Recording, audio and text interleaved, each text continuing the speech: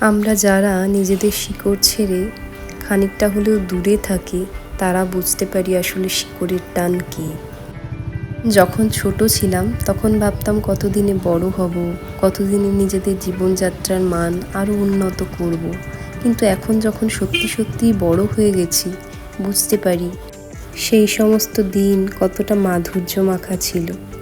সত্যি সত্যিই কি ছোটবেলায় ফিরে যাওয়া যায়? তাহলে হয়তো আরও একবার চেষ্টা করা যেত। আমরা যত বড় হয়ে যাই সাথে সাথে আমাদের চিন্তার বোঝা, দায়িত্বের বোঝা আমাদেরকে বুড়িয়ে তোলে। এখনও মনে হয় মা বাবার কোলটির মাঝখানে যদি সেই ছোট্টটি হয়ে বসে থাকা যেত।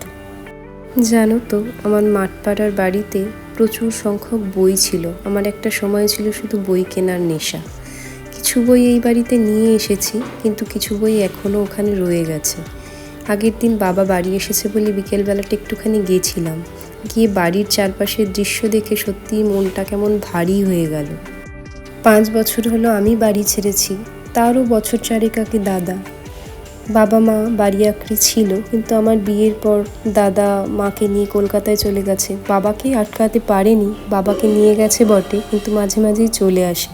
আমার কাছে একজোড়া চাবি আছে, কিন্তু আমি সেটা নিয়ে কখনো বাড়িতে যেতে আমার ইচ্ছে করে না। একা গিয়ে কী বা করবো।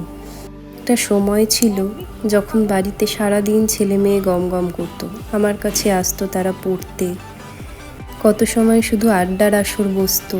সে সমস্ত দিন, সে সমস্ত মেয়েরা, তারা সবাই বিয়ে হয়ে শ্বশুরবাড়ি চলে গেছে। পুরো পাড়াটা যেন খা খা করে, গেলে মোটেই ভালো লাগে না মনটা। আর একজনের কথা না বললেই নয়, আমার জেম্মা, যে আমাকে হাতে করে কোলে পিঠে করে বড় করেছে। মায়ের থেকে জেম্মার কাছেই আমি থাকতাম বেশি। এখনও গেলে জেম্মার কাছে আমি না যেতে পারলেও জেম্মা একবার এসে খোঁজ নেবেই, কেমন আছি। জেম্মা রক্তের সম্পর্কে আমার কেউ নয়, কিন্তু ওরা আমাদের রক্তের সম্পর্কের থেকেও অনেক বড়। ওদের জন্য ওই বাড়িটা আমাদের কাছে এখন অনেক বেশি প্রিয় হয়ে আছে।